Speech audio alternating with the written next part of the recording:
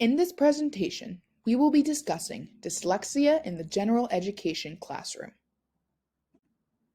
The topics that we will be discussing are understanding what dyslexia is and the accommodations that come with it.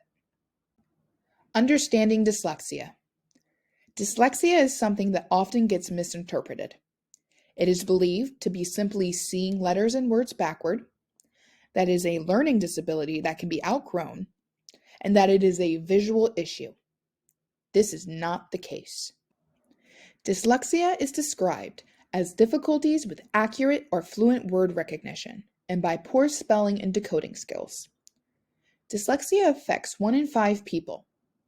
This is the result of a deficit in the phonological component of language that is unexpected in relation to the other cognitive abilities in the provision of effective classroom instruction.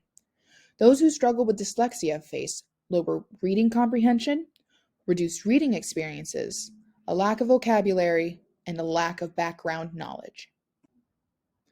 Those with dyslexia depend more on the right side of their brain because that is the part that deals with creativity, art, music, and intuition. The left is more of the analytical side that deals with language, math, and science, which is where people with dyslexia struggle the most. It's important to remember that even though students are faced with dyslexia, it does not mean they are incapable. There are many throughout history who have gone through these challenges and have come out the other side victorious. People such as Albert Einstein, Stephen Hawking, and even the writer of the Declaration of Independence, Thomas Jefferson. The tools they are given to take these challenges make or break a person's success. Accommodations. There are a plethora of tools that children are able to use to help them make the most of what otherwise seems to be a hopeless situation. As soon as dyslexia is suspected in a child, proper accommodation should be administered as early as kindergarten. The sooner a child is provided with the tools they need to succeed, the better they will be able to handle their education in the future. Such tools as mentioned would be audiobooks. There are many programs such as Learning Ally, Bookshare, and Audible. Educators need to make sure that their students do not miss out on the chance to experience literature and achieve their academic potential. Children will be able to hear the words that they were once unable to understand. Other accommodations that could help students can be done within the classroom. Provide notes ahead of time and allow students to record the lecture.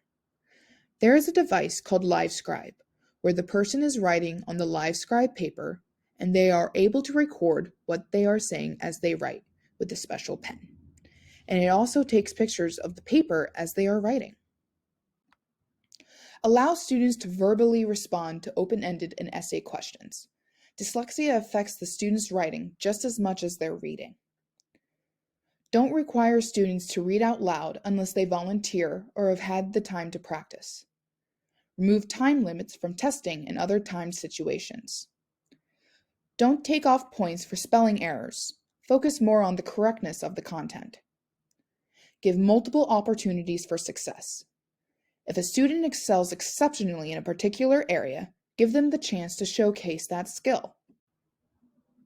As mentioned earlier, about 20% of the population in the United States have dyslexia. That means there is at least one student in every school who faces these challenges on a daily basis. Without the tools necessary, these children will feel hopeless and have no motivation to reach their full academic potential. It is the job of educators to help them reach those potentials.